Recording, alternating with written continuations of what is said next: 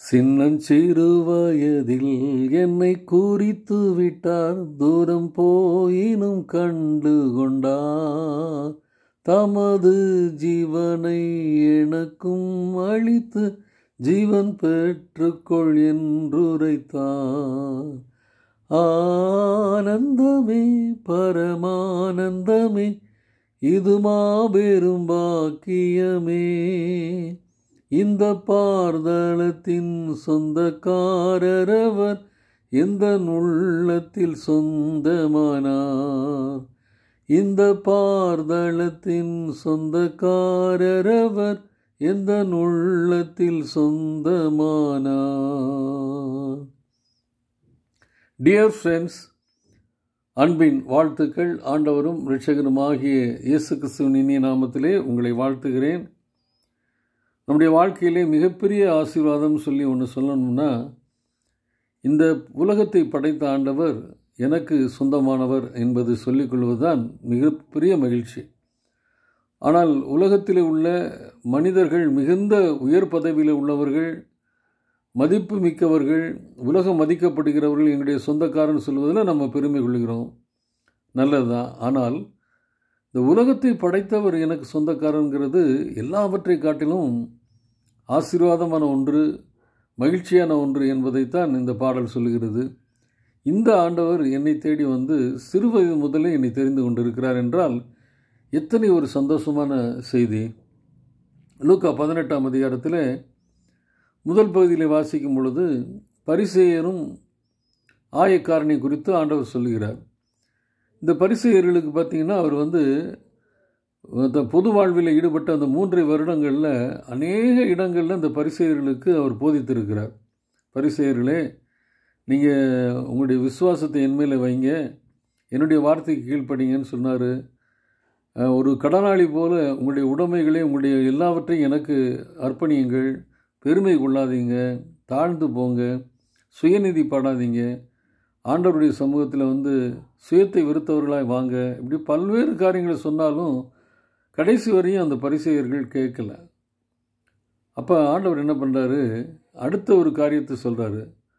லூக்கா 18:15 வாசிக்கும் பொழுது, பின்பு குழந்தைகளை ஆண்டவரிடத்தில் கொண்டு வந்தாங்க. சிறு பிள்ளைகளை ஆண்டவர் தொட்டு ஆசீர்வதிக்கணுங்கிற விருப்பத்தோடு கூட கொண்டு வரும் பொழுது சீடர்கள் தடுக்கிறாங்க. சீடர்கள் பார்த்திங்கன்னா பல இடங்களில் பல பேரை தடுப்பாங்க. ஏனென்றால் இயேசு கிறிஸ்துவனிடத்தில் கூடயே தான் இருக்காங்க, ஆனால் அவரிடத்துல இருந்த கம்பேஷன் அவங்ககிட்ட இல்லை. இன்றைக்கு நான் ஆண்டவரோடு நெருங்கி ஜீவிக்கிறேன், பாடல்களை பாடுகிறேன், ஆராதனை நடத்துகிறேன், குருத்துவ பணி செய்கிறேன், இப்படி பல்வேறு ஆண்டவரோடு நெருங்கி ஜீவிக்கிற எனக்கும் உங்களுக்கும் ஆண்டவருடைய தன்மைகள் இல்லாதபடி இருப்போம்னா, என்னதான் நம்ம சடங்காச்சாரியங்களையும் பாரம்பரியங்களை கடைபிடித்தாலும் அதில் பயன் இல்லாமல் போயிருங்கிறத உணர வேண்டும். சீடர்கள் கூடையே தான் இருந்தாங்க, ஆனால் இயேசு கிறிஸ்துவனிடத்தில் உள்ள அந்த கம்பேஷன், கருணை உள்ளம் அவங்களிடத்தில் இல்லை. கானானிய பெண் வரும் பொழுது தடை செஞ்சாங்க. பர்த்திமேயு குருடு பார்வை பெற வேண்டும் என்று கதறின பொழுது தடை செய்தாங்க, சத்தம் போடாதேன்னு சொன்னாங்க. இப்படி சிறு பிள்ளைகளை கொண்டு வரும் பொழுதும் தடை செய்கிறாங்க. அப்போ ஆண்டவர் வந்து என்ன பண்ணுறாரு, அவர்களை வைத்து பரிசேயர்களுக்கும் மற்ற சீடர்களுக்கும் ஒரு பாடத்தை கொடுக்குறாரு. அந்த லூக்கா 18ஆம் அதிகாரத்தில் இயேசுவோ அவர்களை கொண்டு வரும்படி கட்டளையிட்டு, சிறு பிள்ளைகள் என்னிடத்தில் வருகிறதற்கு இடம் கொடுங்கள், அவர்களை தடை பண்ணாதிருங்கள், தேவனுடைய ராஜ்யம் அப்படிப்பட்டவர்களுடையது. எவனாயிலும் சிறு பிள்ளையைப் போல் தேவனுடைய ராஜ்யத்தை ஏற்றுக்கொள்ளாவிட்டால் அதை பிரவேசிக்க மாட்டான் என்று மெய்யாகவே உங்களுக்கு சொல்கிறேன் அப்படின்னு சொல்லி அவர் இந்த சிறு பிள்ளைகளை வைத்து ஒரு பாடத்தை கற்றுக் கொடுக்குறார். அப்போனா என்ன அர்த்தம்? நிக்கோதேமுக்கு சொல்கிறாரு, நீ மீண்டும் பிறக்கணும்னு சொன்னோன்னா நிக்கோதேம் என்ன நினைக்கிறான், எப்படி இன்னும் மீண்டும் தாயின் வயிற்றில் போய் எப்படி நான் பிறப்பேன்னு சொல்கிறான். அப்போ தான் ஆண்டவர் சொல்கிறாரு, சிறு பிள்ளையை போல குணாதிசயங்கள் மாறணும். இன்றைக்கி நம்ம எல்லாருக்கும் நாம் எல்லாருமே கருவிலிருந்து தெரிந்தெடுக்கப்பட்டவர்கள் தான், அதில் சந்தேகமே இல்லை. ஆனால் வளரும் பொழுது ஆண்டவருடைய வார்த்தைக்கும் ஆண்டவருக்கு பயப்படுகிற பயம் இல்லாதனால நம்ம சிதறி போயிருக்கிறோம், இல்லை தடுமாறி போயிருக்கிறோம், வழி விலகி போயிருக்கிறோம். ஆண்டவர் சொல்கிறாரு, பிள்ளைகள்னு சொல்லும் பொழுது எல்லாரையும் தான் சொல்கிறார். அவரால் உருவாக்கப்பட்ட எல்லாருமே அவருடைய பிள்ளைகள் தான். அந்த பிள்ளைகள் வந்து என்னிடத்துல வரணும்னா என்னென்னா அவங்க சிறு பிள்ளைகளைப் போல மனம் திரும்பணும், மனம் மாறணும்னு சொல்கிறாரு. சிறு பிள்ளையிடத்தில் காணப்படுகின்ற அப்பழுக்கற்ற தன்மை, கீழ்ப்படிதல், தாழ்மை, ஒரு நல்ல ஒரு பிள்ளை வந்து அப்படி தான் இருக்கும். அதுபோல் நீங்கள் மாறினீங்கன்னா தான் நீங்கள் மீண்டும் போய் தாயினுடைய வயிற்றில் போய் பிறக்கணும்னு அவசியம் இல்லை.